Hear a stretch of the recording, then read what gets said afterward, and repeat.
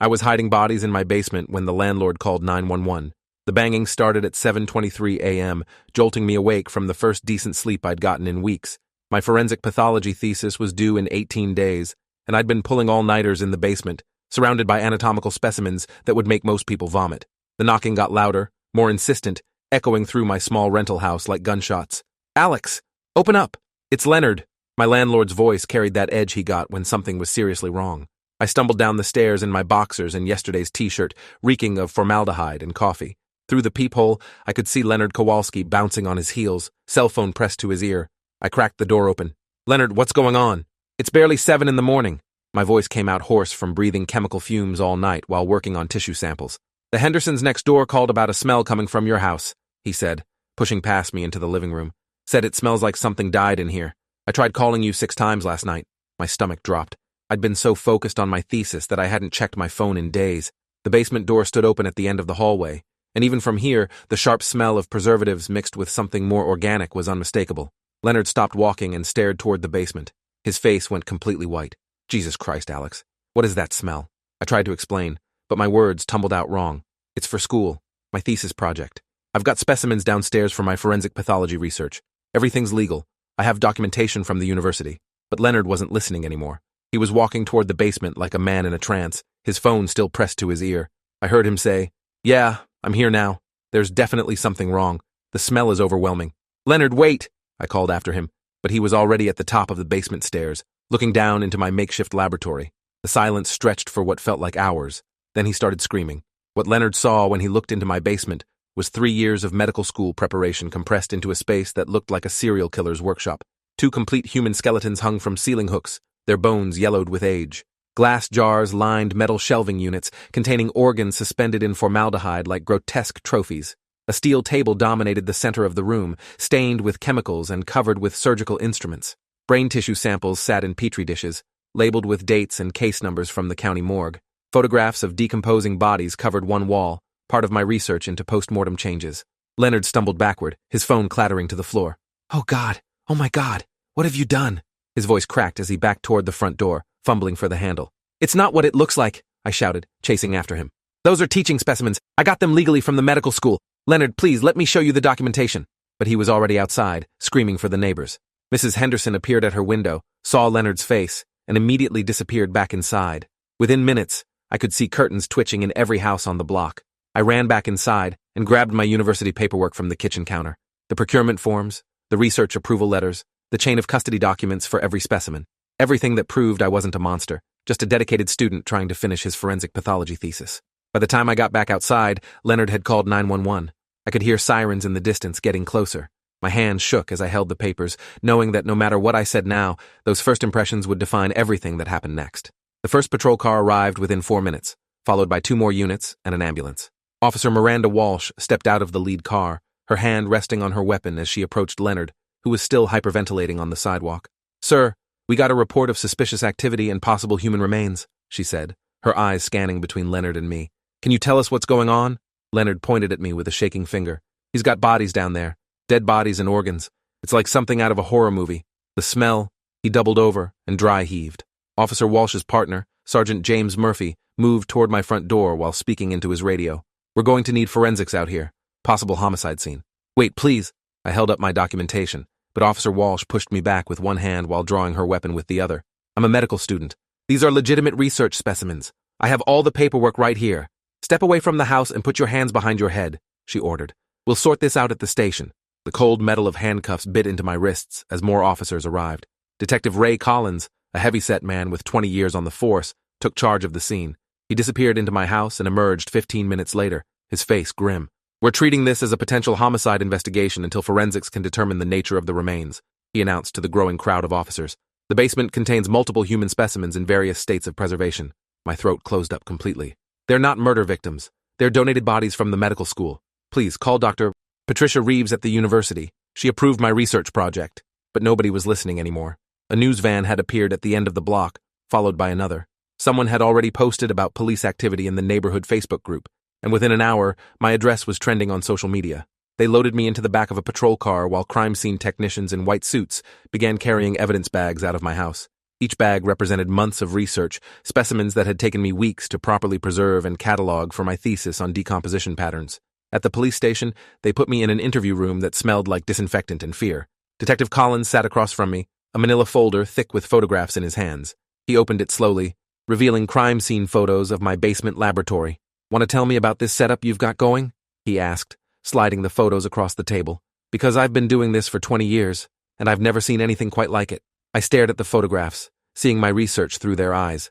The skeletal remains, the preserved organs, the surgical instruments, the wall of autopsy photos. Without context, it looked exactly like what they thought it was. "I'm writing my thesis on postmortem interval estimation using insect succession patterns," I said, my voice barely above a whisper. "Everything in that basement is part of legitimate research conducted with university approval and proper documentation." Detective Collins leaned back in his chair. "Show me the documentation." I gave him the folder of paperwork I'd grabbed from my kitchen. Chain of custody forms from the medical school, research approval from the Institutional Review Board, even receipts for the preservation chemicals. He studied each document carefully, occasionally looking up at me with unreadable eyes. After what felt like hours, he closed the folder. "These documents look legitimate," he admitted, "but we're still going to need forensics to verify that these remains match university records." "How long will that take?" I asked. "Could be weeks, maybe months if we have to involve federal authorities." He stood up and headed for the door. "In the meantime, you're looking at potential charges for improper storage of human remains, violation of health codes, and public nuisance." They released me on my own recognizance 6 hours later, but the damage was already done. The local news had picked up the story, running with the headline, "Medical Student Arrested in Body Parts Investigation." My photo was plastered across every local media outlet, labeled as a person of interest in a potential serial killing case. I took an Uber back to my house, where crime scene tape surrounded the entire property. Neighbors gathered in clusters on the sidewalk, pointing and whispering as I walked to my front door. The basement had been completely cleared out, 3 years of research specimens confiscated as evidence. My phone had been buzzing nonstop with calls from reporters, but I'd stopped answering after the 15th request for an interview. Instead, I called my thesis advisor, Dr. Patricia Reeves, whose voicemail box was already full. When she finally called back that evening, her voice was strained. "Alex, I'm so sorry about this misunderstanding. The university is working with the police to verify your documentation, but there's been a complication." "What kind of complication?" I asked, though I was afraid to hear the answer. "Some of the specimens you had don't match our current inventory records. There are 3 sets of remains that we can't account for in our donation database. The police are treating them as potential homicide victims until we can trace their origin." The room started spinning. "That's impossible. I got everything through proper channels. I have the chain of custody forms for every specimen." "I know you do," she said gently, "but the forms reference donor numbers that don't exist in our system. Either there was a clerical error or someone provided you with specimens that weren't properly documented." I spent that night going through every piece of paperwork, every email, every text message related to my research project. The 3 questionable specimens had come from Dr. Marcus Thornfield, an assistant professor in the anatomy department who'd been helping students access research materials. Dr. Thornfield had approached me 6 months earlier, offering access to specimens that would be perfect for my thesis research. He'd provided all the proper documentation, explaining that these were from a special research collection that had been donated years earlier but never properly cataloged. At the time, I'd been grateful for his help. Getting access to quality specimens was competitive, and having a faculty member vouch for my project made everything easier. Now I realized I might have been manipulated into participating in something illegal without knowing it. The next morning brought fresh hell. The story had been picked up by national news outlets with headlines like "House of Horrors" and "Medical Student's Basement of Bodies." My face was now recognizable to millions of people as a potential serial killer. The university suspended me pending the outcome of the investigation. My medical school loans went into forbearance, but I still had rent and living expenses. Worse, no employer would hire someone whose name was associated with a potential murder investigation. My family was devastated. My mother called crying, asking how this could have happened, while my father demanded I get a lawyer immediately. My younger sister texted that kids at her high school were making jokes about her serial killer brother. 3 days after my arrest, Dr. Thornfield disappeared. His office was cleaned out, his university email account deactivated, and his apartment abandoned with no forwarding address. When police tried to contact him, they discovered that Marcus Thornfield had never been licensed to practice medicine in any state. The man I'd known as Dr. Thornfield was actually Marcus Thompson, a former medical school dropout who'd been using stolen credentials to work at universities across the country. He'd been selling illegally obtained specimens to students and researchers, creating false documentation to cover his tracks. Detective Collins called to update me on the investigation. "We've traced Thompson to at least 4 other universities where he pulled similar cons. The 3 specimens he gave you were likely obtained through illegal means, possibly grave robbing or theft from legitimate medical facilities." "What does this mean for me?" I asked, though I was afraid to hear the answer. "You're still a person of interest. But you're no longer our primary suspect. Thompson is wanted in 3 states for fraud, theft of human remains, and practicing medicine without a license. We believe you were one of his victims, not his accomplice. The partial vindication should have felt good, but my life was still in ruins. The media had moved on to other stories, but my name remained permanently linked to the investigation in every Google search. My reputation was destroyed, my education suspended, and my future in medicine uncertain. I hired a lawyer with money I didn't have, hoping to clear my name and get compensation for the false accusations. Attorney David Kim explained that proving innocence wouldn't undo the damage to my reputation or career prospects. The problem is that you actually did have human remains in your basement, he said during our first meeting. Even if you obtained them in good faith, the images and initial news coverage created a narrative that's almost impossible to overcome. The forensic analysis took 3 months. When the results finally came back, they confirmed that the 3 questionable specimens were legitimate human remains, but they'd been stolen from a medical facility in Ohio 2 years earlier. Thompson had been selling them to unsuspecting students and researchers across the Midwest. The county prosecutor dropped all charges against me, issuing a statement that I'd been an unwitting victim of fraud rather than a criminal. But the statement was buried in the local news section, receiving a fraction of the coverage that my initial arrest had generated. My attempts to return to medical school were blocked by the administration, who cited conduct unbecoming and violation of university policies. Even though I'd been cleared of criminal wrongdoing, they argued that my judgment was questionable for accepting specimens without verifying their origin independently. Dr. Reeves tried to advocate for me, but the university was more concerned about protecting their reputation than supporting a student who'd become a public relations nightmare. My appeal was denied, and I was formally expelled from the medical program. The civil lawsuit I filed against the university and the police department dragged on for 18 months. We eventually reached a settlement that covered my legal fees and provided modest compensation for damages, but it came with a non-disclosure agreement that prevented me from discussing the details publicly. During the lawsuit, I discovered that Thompson had targeted me specifically because of my high academic performance and dedication to research. He'd identified students who were ambitious enough to appreciate access to rare specimens, but naive enough not to question his credentials too closely. I was one of at least 12 students he'd manipulated across 4 states, all of us young and eager to advance our careers in medicine. Most of the others had received only 1 or 2 specimens, not enough to create the horrific crime scene that my basement had become. The psychological toll was devastating. I developed severe anxiety and depression, unable to be around medical equipment or preserved specimens without having panic attacks. The career I'd dreamed of since childhood was permanently closed to me, and I struggled to find purpose in a future I'd never imagined. 2 years after my arrest, I was working as a medical writer for a pharmaceutical company, using my scientific background in a way that didn't trigger my trauma.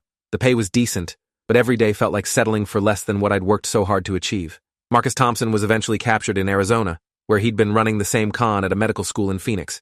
He was sentenced to 15 years in federal prison for fraud, theft of human remains, and practicing medicine without a license across multiple states. His conviction made the news, but the coverage focused on his crimes rather than the students he'd victimized. My name was mentioned briefly as one of his victims, but most people who remembered the original story never saw the follow-up coverage. The damage to my reputation proved permanent. Even years later, potential employers would find the original news coverage during background checks. I learned to anticipate the conversation about the misunderstanding and prepare explanations that never felt adequate.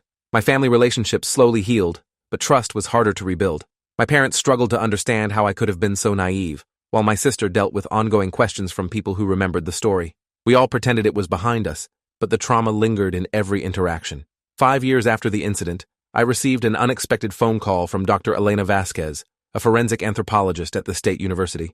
She was working on a research project about the illegal trade in human specimens and wanted to interview victims of Thompson's fraud. Your case was the most publicized, she explained, but it also involved the most specimens and had the greatest impact on the victim's life. Your experience could help us understand how these crimes affect the people involved. Meeting with Dr. Vasquez was both therapeutic and painful. For the first time, someone with scientific credentials was acknowledging that I'd been a victim rather than a willing participant in something criminal. Her research eventually led to new regulations for specimen procurement and verification. The interview process helped me realize that my experience, however traumatic, had value. I began speaking at medical schools about the importance of verifying credentials and documentation, helping other students avoid the trap I'd fallen into. These speaking engagements gave me a new sense of purpose. I couldn't be the doctor I'd planned to become, but I could help protect other students from predators like Thompson. The work was meaningful, even if it constantly reminded me of what I'd lost. Last month, I received a call from a producer working on a documentary about scientific fraud. They wanted to feature my story as an example of how easily students can be manipulated by criminals posing as legitimate researchers. After years of avoiding media attention, I decided it was time to tell my story properly. The documentary aired 6 months later, presenting my case in full context for the first time. Viewers could see how Thompson had systematically targeted and manipulated his victims, creating situations where dedicated students unknowingly participated in illegal activities. The response was overwhelmingly supportive. Hundreds of people reached out to share their own experiences with professional fraud or to express sympathy for what I'd endured. For the first time since my arrest, public opinion was on my side. The documentary led to new opportunities. Several universities invited me to speak about scientific ethics and fraud prevention. A publisher approached me about writing a book on my experience. Most importantly, I felt like I was reclaiming my narrative after years of being defined by other people's assumptions. My therapist helped me understand that trauma doesn't disappear, but it can be transformed into something meaningful. The basement full of bodies that destroyed my medical career became the foundation for a different kind of healing profession, helping others avoid the same fate. I still dream about that morning when Leonard found my research laboratory. In the dreams, I'm able to explain everything clearly, to make him understand that I was trying to help people by studying death, not causing it. But I always wake up before the police arrive, trapped forever in that moment when everything changed. The young man who started medical school died that day, in a different way than I'd expected. But from his academic grave came something unexpected, a voice for the vulnerable, a shield for the naive, and proof that sometimes the worst thing that happens to you becomes the most important thing you'll ever do.